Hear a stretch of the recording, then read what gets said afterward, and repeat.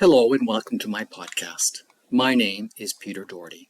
I'm a Catholic priest and a psychologist who integrates both psychology and scripture studies to help understand the Gospels and seek out new pastoral teachings for Christians in these modern times. Today's podcast is from the Gospel of John, chapter 10, verse 11 to 18. This Gospel will be read in churches April 21st, 2024. Jesus compares himself to a shepherd. Not just any shepherd, but a good shepherd. Fortunately, Jesus goes on to clarify what he means. Probably, most of us have little or no experience with shepherds, and likely have never met one. If you've ever been to Ireland, Scotland, or New Zealand, you might have seen lots of sheep. But for most of us, sheep and shepherds are simply not a common sight. Shepherds were very much the underdogs of Israelite society. They spent most of their time away from society, and so rarely participated in community events. Because they often missed services at the temple, they were often looked down upon by the more religious people. The beautiful story of angels appearing to shepherds, announcing the birth of Jesus, probably raised a few eyebrows. This is not the first time that God is referred to as a shepherd. The most well-known example is Psalm 23, "The Lord is my shepherd," from the Old Testament.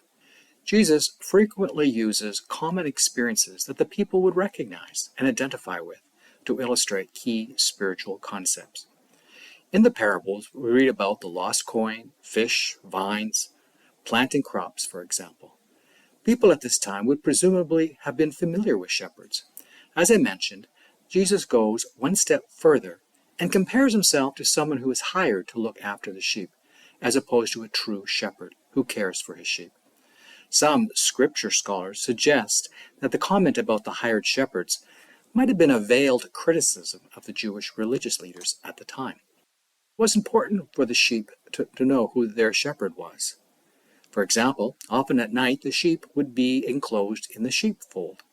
Often there would be many flocks of sheep with numerous shepherds who would take turns protecting the sheep. In the morning, the shepherds would call out their sheep by name and lead them to the fields to be fed. A sheep that did not know their own shepherd was a problem, as it was at risk of being lost or falling prey to wolves or other predators. It is believed that when a lost sheep was found, it was not uncommon for the shepherd to break one of its legs, bind it, and carry it back to the flock.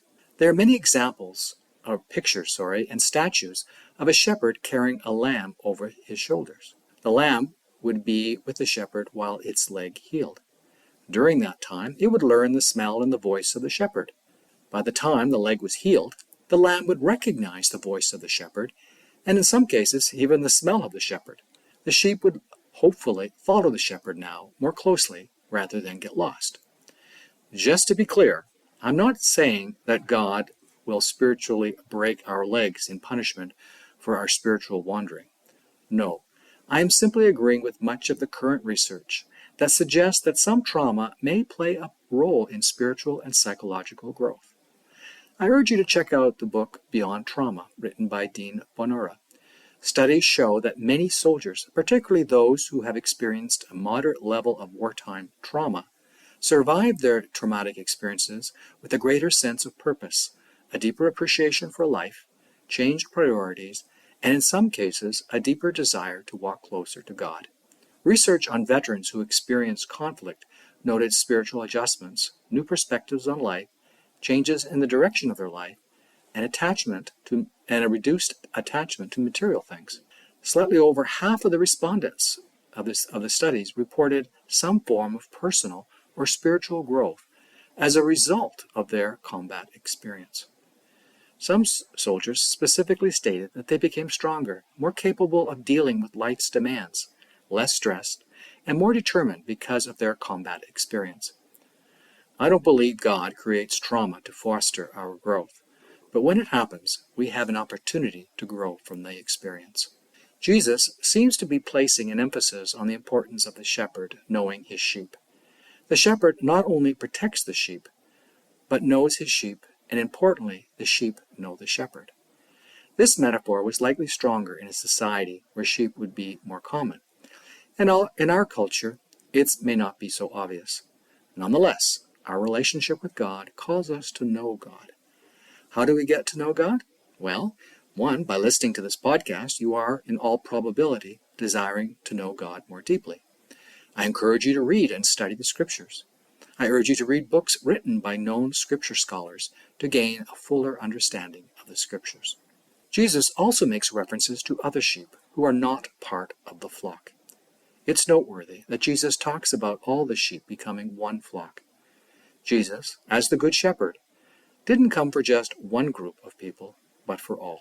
Just a few more closing points about this gospel that'll probably lead to more podcasts is the sense that Jesus gave his life willingly and that he has the authority to pick up his life again. Jesus knows you. There is nothing you can say that God does not know already. It's important to remember that the sheep were utterly defenseless and dependent on the shepherd for protection. The sheep would only survive under the watchful eye of the shepherd. There were many dangers from wolves, thieves, lack of water and food. These were all potential threats to the sheep. This gospel is still relevant today, as there are many threats to our faith in this world. This is not the only passage where Jesus uses the image of the shepherd to describe his role among the people. In John chapter 10, verse 7 to 10, Jesus describes himself as the gatekeeper. I mentioned earlier in this podcast that many of the shepherds would put their sheep in a large enclosed meadow. The shepherds would take turns sleeping at the gate so they could ensure no intruder would get in and that no sheep could leave. This image has been used by Jesus that one could enter, but they had to, if they followed Jesus. I would like to propose another interpretation to give you some background. As a psychologist and a priest, I often see people projecting their expectations and needs onto Jesus. For example, some have a hard time trusting God because their trust has been broken in relationships, or they have a hard time experiencing a loving God because they have not felt loved growing up. They will quote Scripture, usually out of context, in order to support their interpretation. I think I've previously given you the quote from one of my seminary professors. God created us in his own image, and for the last 2,000 years, we have been returning the favor. I've recently learned this is in fact a quote from the great French philosopher Voltaire. I have to admit, I think Voltaire is correct here. Focusing on Jesus and the type of person Jesus was gives us a better insight as to who God is. There is less risk of projecting our own projections on Jesus. Don't focus too much on the words, but rather the point that Jesus is trying to make. Don't avoid passages in the Gospels that seem hard to understand, or just don't fit into your understanding of Jesus. There may be something new for you to learn about Jesus. Thank you for listening. I invite you to join me next week when I examine the Gospel of John, who uses the metaphor of the vine and branches to describe our relationship with God. If this is the first time you've heard my podcast and you're interested in hearing more, I urge you to listen to my podcast listed on my website. Every Sunday, I release a new podcast focusing on the gospel for the following week. I invite you to listen to all the podcasts, and I hope the reflections are useful to you. The link is https://a_psychologist_looks_at_scripture.buzzsprout.com. I'd also like to take this opportunity to welcome Heather Patel Doherty, who, with her skills in social media, will be assisting us in promoting this gospel.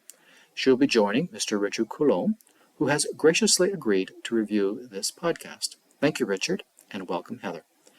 If you have any questions or concerns, I can be reached by email at peter.doherty@gmail.com. That's peter.dohertyomi@gmail.com.